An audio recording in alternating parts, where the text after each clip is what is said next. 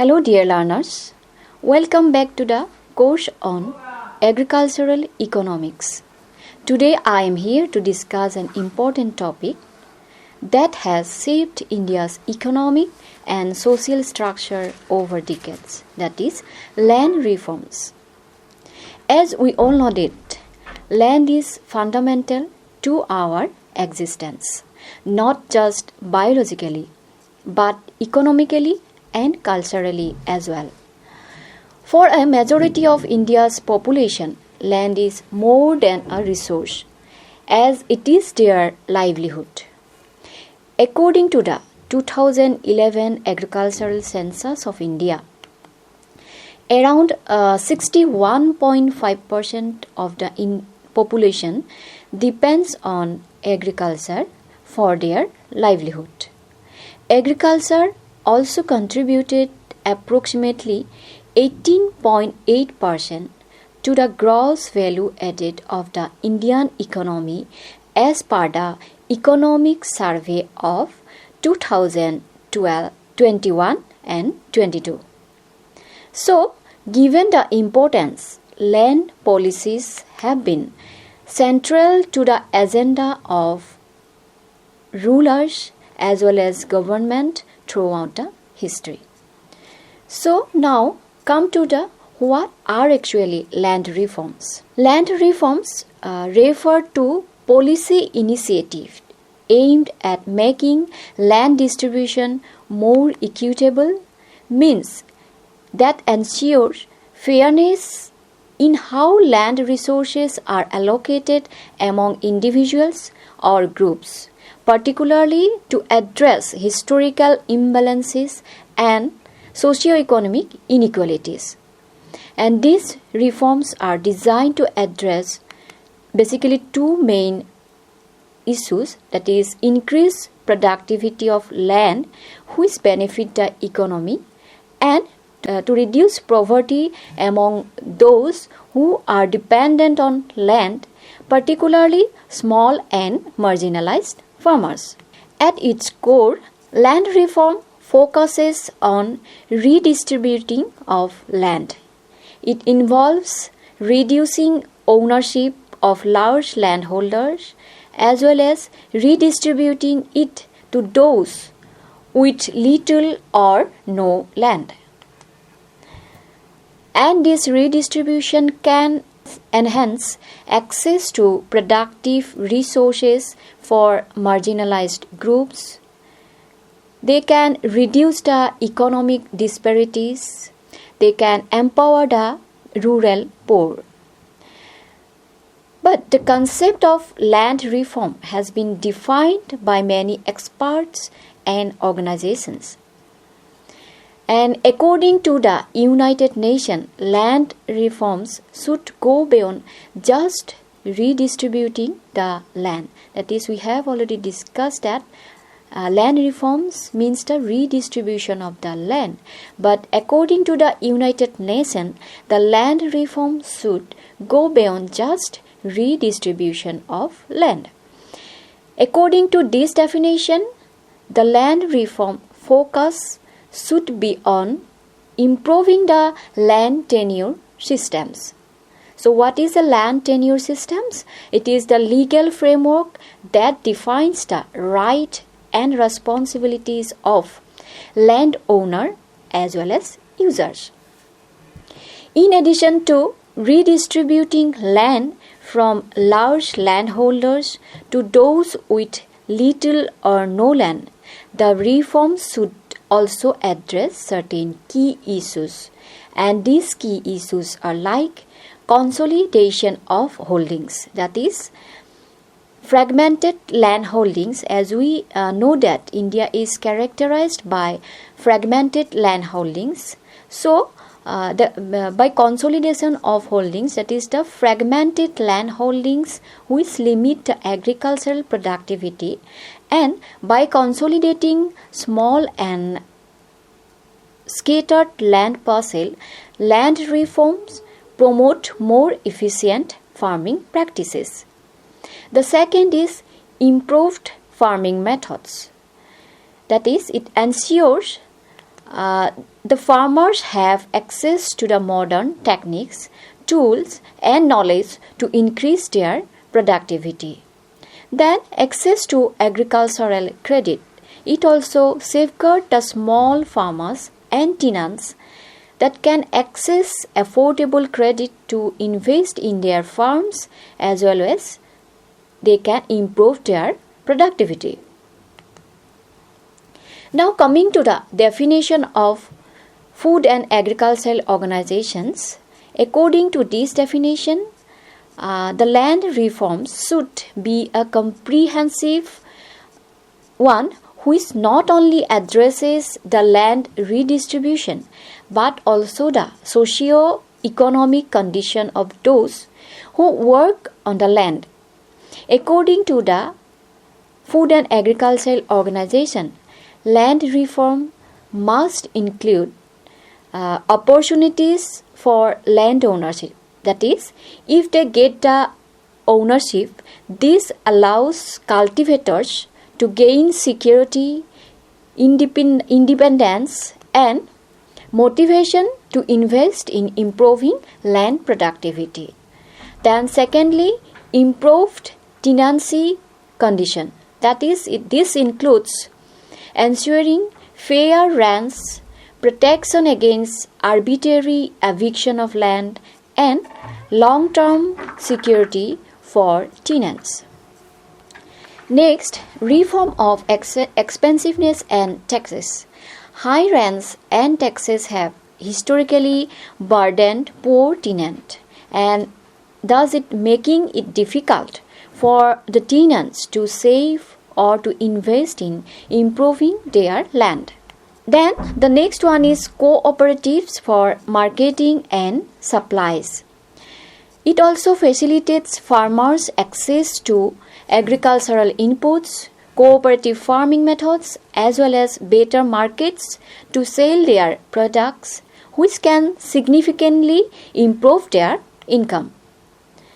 Now, coming to the key aspect of land reform. So, what are the key aspects of land reforms? Land reform typically focus on three key aspects. The first one is ownership. So, ownership is the land reforms seek to alter the concentration of land ownerships, transferring land from wealthy landowner to small farmer and landless laborers. This redistribution of land empowers the poor and provides them with a means to earn a livelihood. Then the second one is tenancy. That reforms aim to improve the condition of sharecroppers as well as tenants by providing them with more secure tenure so that they are not exploited by the landlords. Then the third one is management. Reforms also involve improving the management of agricultural land. That is, this can include consolidating fragmented holdings into larger, more efficient units or introducing modern farming techniques. So, thus, land reforms refer to an institutional measures directed towards altering the existing pattern of ownership, tenancy, and management of land, and land reform largely entails a redistribution of rights of ownership and use of land away from large landowner in favor of what? In favor of cultivators with very limited or no any land holding. So, dear learners, to get a clear concept of land reform, let us have a discussion on land tenure systems prevalent in India, which actually witnessed changes over a long period of time. Land tenure mainly deals with the rights and pattern of control of the land resources. There were three types of land tenure systems in India at the time of independence. And based on the mode of payment of land revenue, these land tenure systems were classified under Jamindari system, Maholwari system and Raitwari system. Under the Jamindari system, the Zamindar, that is called the collector of revenue, land revenue collector. That time it was called as Jamindar, who collected the land revenue from the farmers and paid to the government. While under Maholwari system, the village head was responsible to collect the land revenue. Under land tenure systems, three types of tenants like occupancy tenants, tenants at will and subtenants were present. Occupancy tenants enjoyed permanent and inheritable rights on land. Tenants at will and subtenants did not have any security of tenants on the land and were subjected to eviction at any time by the landlords. Besides these tenants, the whole land tenure systems had a big class of agricultural laborers with no rights on land but worked on land for wages. Let us discuss the following land tenure system. First one is Raitwari systems.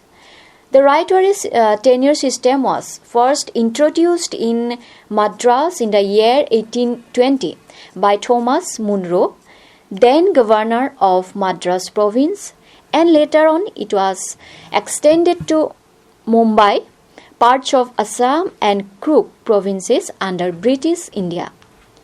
Under these systems, every individual is registered and the holder is responsible for the payment of land revenue to the government. The rate for land revenue were fixed at 50% for dry lands and 60% for the wetland. The ryot or the farmer had all rights on the land including sale, transfer and lease as long as he paid land revenue to the government. There was particularly no room for any intermediary owners of the soil as well as the state. But later on, what happened? The moneylenders came and they started giving land for lease and collected exorbitant rent from the cultivators. We can cite an example of Punjab, where this situation was alarming. In Punjab, the Raitwari system's high revenue demands forced many farmers to borrow from moneylenders and who charged exorbitant interest rates. When farmers could not repay, moneylenders seized their land or leased it back at inflated rent and effectively becomes new landlord. So this was the situation in the case of Punjab. Over the time, what happened? Many ryots lost their land and became tenant farmers, creating widespread rural distress as well as fueling agrarian unrest. For example, a wheat farmer in Punjab might sell his harvest at low prices to repay debt but still fall short, and thus it leading to a cycle of borrowing, land loss as well as poverty. Then next is Maholwari tenure systems. This system was introduced by Holt Mackenzie in the year 1822. In the year 1833, this system was reformed by William Bentinck in Agra and Oudh. Under these systems of tenure, lands were held jointly by the village communities and were collectively liable for the land revenue. As per the system, the village common land, wasteland were properties of the village community, and this wasteland was free to be rented, and the rent was divided among all the members of the community. The entire village was treated as a unit for collection of revenue. Here, the responsibility of collecting land revenue was vested on the village headman or a co-seer appointed for collection of the land revenue. This is about the Mahal-Ari system. Now, coming to the Zamindari systems. Under these systems, the Zamindar acted as the intermediary agency between the state and the actual cultivators. They were entitled with ownership and control rights in land and to collect rent or appropriate share of crop produce from the actual cultivator. Besides Zamindar, the intermediaries were also known as Jagirdars, Talukdars, Khot, and Lambardar, etc. The Zamindari systems in India came into existence in the year 1793 at the behest of the British government. Lord Cornwallis made settlement with landlord, that time it was called Zamindars, to collect the land revenue from the farmers, and the landlord were declared as full proprietors of the land in the return of the land revenue or land rent from the farmers' collections. The system was prevalent in India up to 1949 in the state of West Bengal, Orissa, Andhra Pradesh, Uttar Pradesh, and Madhya Pradesh. The system had its limitation in terms of unlimited rights enjoyed by the Zamindar to extract as much of rent as they wished, resulting in large-scale exploitation of the farmers. Thus, the Zamindari systems resulted in large-scale exploitation and innumerable. Land reform measures have been adopted by various developing and underdeveloped countries for attaining a rational land distribution pattern and viable farming structure. Land reforms cover a vast contour of meaning. While in narrow sense, land reforms are concerned with those reforms related to land ownership and land holdings. However, in larger sense of the term, it means those measures of reforms necessary to raise agricultural productivity, which include reforms relating to fixation of rent on land, abolition of intermediaries, credit and marketing management. Land reform received top on policy agenda at the time of independence. In decades following independence, India passed a significant body of land reform legislation. The Constitution of 1949 left the adoption and implementation of land and tenancy reform to the state government. Now, coming to the objective and measures of land reform. Let us now discuss the objective. What are the objectives of land reform? There are two main basic objectives of land reforms. These were to remove such barriers on agricultural production that arises from the character of agrarian structures in rural areas, and the second, to reduce or eliminate exploitation of landless and small cultivators through measures of land redistribution. And the Planning Commission of India, known as Niti Aayog since 2014, outlined the following objective of land reforms in India. These are to remove such obstacles to increase agricultural production, to eliminate all forms of exploitation and social injustice within the agrarian systems, to provide security to the tillers, to assure equality of status and opportunities to all sections of rural people. So, taking into consideration the whole measures of land reform, the objective of land reforms can be outlined as redistribution of land across society so that land is not held in the hands of a few people. The second is land ceiling to disburse surplus land among small and marginal farmers. Then third is the removal of rural poverty. Then abolition of intermediaries. Then tenancy reform and increasing agricultural productivity and consolidation of land holding and prevention of land fragmentation. To develop cooperative farming, to ensure social equality through economic parity, tribal protection by ensuring their traditional land is not taken over by the outsider, and land reforms were also for non-agricultural purposes like development as well as manufacturing. Now let us discuss the measures of land reform. Land reforms measures or legislation in India comprises of four main categories. Abolition of intermediaries who were rent collectors under the pre-independence land tenure systems, tenancy regulation that attempted to improve the contractual terms for tenants, including crop share as well as security tenure, a ceiling on land holdings with a view to redistributing surplus land to the landless, and finally to consolidate disparate land holdings.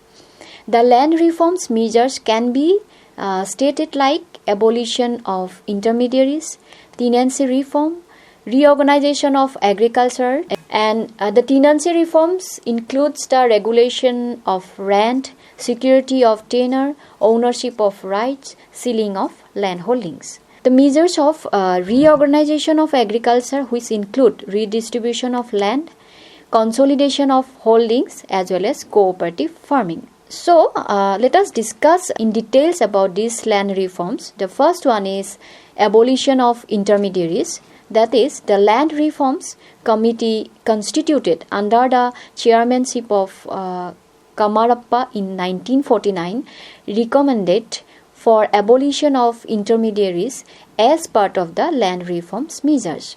Abolition of zamindari and other similar intermediary tenures largely involved in removal of intermediary levels or layer of various amorphous and parasitic groups in lands between state and the actual cultivator, which of course requires compensations to the owner of the land.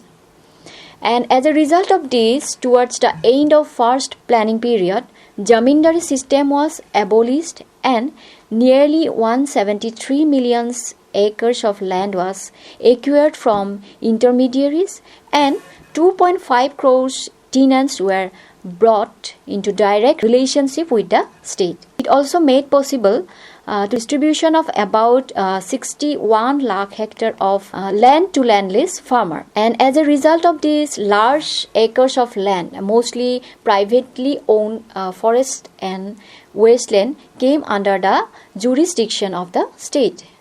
Those tenants cultivating lands for more than 6 years were given the right to purchase the land at a fair prices, which is fixed by the land tribunal.